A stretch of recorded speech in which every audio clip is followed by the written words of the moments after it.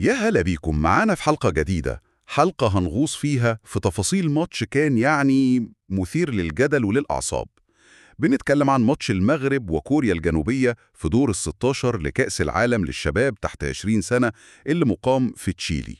ماتش خلص 2-1 للمغرب، وبكده أسود في أطلس الصغيرين حجزوا مكانهم في دور الثمانية. إنجاز مهم طبعاً. فعلا إنجاز كبير ومبروك للمنتخب المغربي. معانا النهاردة بقى شوية تقارير وتحليلات عن الماتش ده، وهنحاول كده نفصصها سوا ونشوف أهم النقط الفنية والتكتيكية. السؤال الكبير، المغرب قدر إزاي يحقق الفوز ده؟ إيه كانت مفاتيحه؟ واللحظات اللي فعلا كانت نقطة تحول؟ يلا بينا نبدأ نشوف القصة دي. أكيد، والمباراة دي أصلا أهميتها خاصة لأنها في مرحلة خروج المغلوب، يعني الغلطة بفورة زي ما بيقولوا. وكمان مننساش إن المنتخب المغربي كان داخل الماتش ده وهو شايل آمال العرب كلهم باعتباره الممثل الوحيد اللي فاضل بعد خروج مصر والسعودية من دور المجموعات للأسف. دي نقطة مهمة جدا. طبعاً ده لوحده بيحط حمل إضافي على اللعيبة، ممكن يكون ضغط سلبي وممكن زي ما شفنا يتحول لحافز وقوة دفعة أكبر. تمام، خلينا نبدأ بالأحداث ونروح الجداية اللي كانت قوية جدا للمغرب.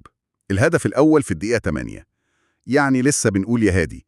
التقارير معظمها بتقول إن ياسر زبري اللاعب المغربي حاول يلعب كرة مقصية، حركة جريئة طبعا، بس الكرة بدل ما تروح في طريقها للشبكة راحت خبطت في المدافع الكوري شين. وغيرت اتجاهها ودخلت جون، هدف عكسي أو نيران صديقة زي ما بيسموها. بالظبط، هدف شكله غريب ومفاجئ جدا في التوقيت ده. هو فعلا الهدف ممكن يبان غريب، بس بصراحة اللي أهم من شكل الهدف هو توقيته. 8 دقايق لما تسجل بدري قوي كده، انت مش بس بتتقدم في النتيجة، لا، انت بتلخبط كل خطط الفريق المنافس، وممكن كمان تضرب معنوياتهم في مقتل. يعني الهدف ده عمل حالة ارتباك واضحة عند كوريا؟ جدا، التقارير أشارت لده فعلا. الخط الخلفي الكوري بدأ عليه الارتباك وعدم التفاعل بعد الهدف مباشرة. الضغط المغربي المبكر ده مع الهدف المفاجئ خلاهم مش عارفين يقفوا على رجليهم في أول ربع ساعة تقريبا. طيب هل نقدر نقول إن ده مش مجرد حظ وحش للمدافع الكوري، وإن الضغط العالي اللي بدأ بيه المغرب هو اللي كان السبب الرئيسي في الهدف ده؟ يعني أجبره على الخطأ أو حطه في موقف صعب؟ أنا ميالة للتحليل ده أكتر بصراحة. الهدف مش وليد الصدفة تماماً. التقارير بتوضح إن المغرب بدأ الماتش باندفاع هجومي ملحوظ، كانوا بيضغطوا على حامل الكورة الكوري في نص ملعبهم. محاولة زبيري الجريئة دي بالمقصية حتى لو ما كانتش هتدخل بشكل مباشر هي نتيجة للرغبة دي في مباغتة كوريا والضغط عليهم. فهمتك. فالهدف ده يعني أعطى المغرب ثقة وأريحية كبيرة، وفي نفس الوقت حط كوريا تحت ضغط إنهم لازم يغيروا أسلوبهم ويهاجموا بدري قوي. تمام قوي، يبقى الهدف المبكر ده كان ليه تأثير كبير. طيب الفترة اللي بعد الهدف الأول دي لحد نهاية الشوط الأول إيه اللي حصل؟ هل المغرب كمل ضغط ولا كوريا قدرت ترجع في الماتش؟ لا، الفترة دي كانت أشبه بمعركة تكتيكية هادية شوية. المغرب بعد ما سجل عمل خطوة ذكية حسب التقارير، تراجعوا شوية للخلف، مش تراجع سلبي، لا، تراجع منظم.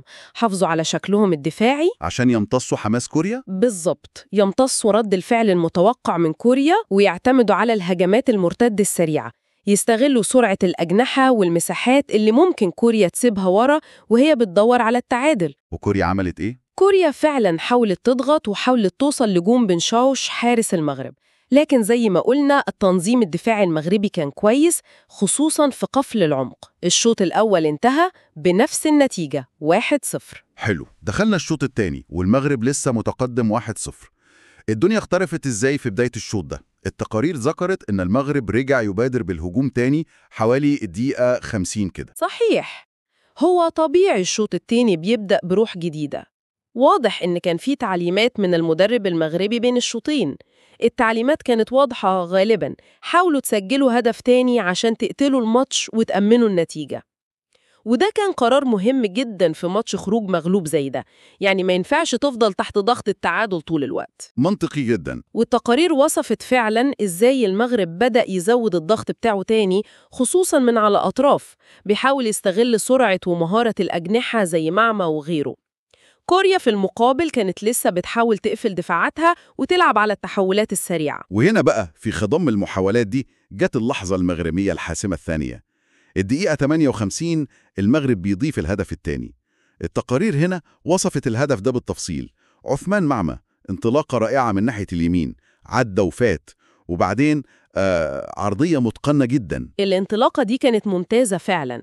السرعة مع التحكم في الكورة في موقف زي ده، والقدرة إنه يرفع عرضية بالدقة دي وهو بيجري وتحت ضغط، لا دي لقطة فيها شغل عالي قوي من معمى، صانع ألعاب حقيقي في اللقطة دي. واللي كان في الموعد عشان يقابل العرضية دي مين؟ هو ياسر زبيري، نفس بطل الهدف الأول. المرة دي بقى مفيش نيران صديقة ولا حاجة. لا خالص، المرة دي زبيري قابل العرضية براسه وحطها بشكل مباشر وقوي في الشباك الكوري. 2-0 للمغرب. الولد ده كان نجم الماتش الأول بلا أي منازع. فعلا ياسر زبيري عمل ماتش كبير، اتسبب في الأول وسجل التاني بنفسه. اللي عجبني هنا هو تمركزه جوه منطقة الجزاء، يعني توقيته في إنه يتحرك للمكان الصح ويرتقي عشان يلعب كرة برأسه. ده محتاج فهم تكتيكي وقدرة على إنهاء الهجمات. والهدف التاني ده كان بمثابة ضربة قاضية تقريباً للمنتخب الكوري، يعني في الدقيقة 58 والنتيجة تبقى 2-0، خلاص المهمة بقت صعبة جداً، شبه مستحيلة على كوريا الجنوبية. فعلا الهدف ده جاب كتير من الهدوء للمغاربة في الوقت ده. طيب خلينا نرجع للنقطة اللي ذكرناها في الأول، وهي إن المغرب هو الممثل العربي الوحيد في البطولة دي بعد خروج مصر والسعودية. أيوة، دي نقطة ليها وزنها. التقارير أكدت على المعلومة دي. ده أكيد بيخلي الفوز ده له طعم تاني وبعد تاني خالص، مش مجرد ماتش كورة. تماماً. لو حبينا نربط ده بالصورة الأكبر، يعني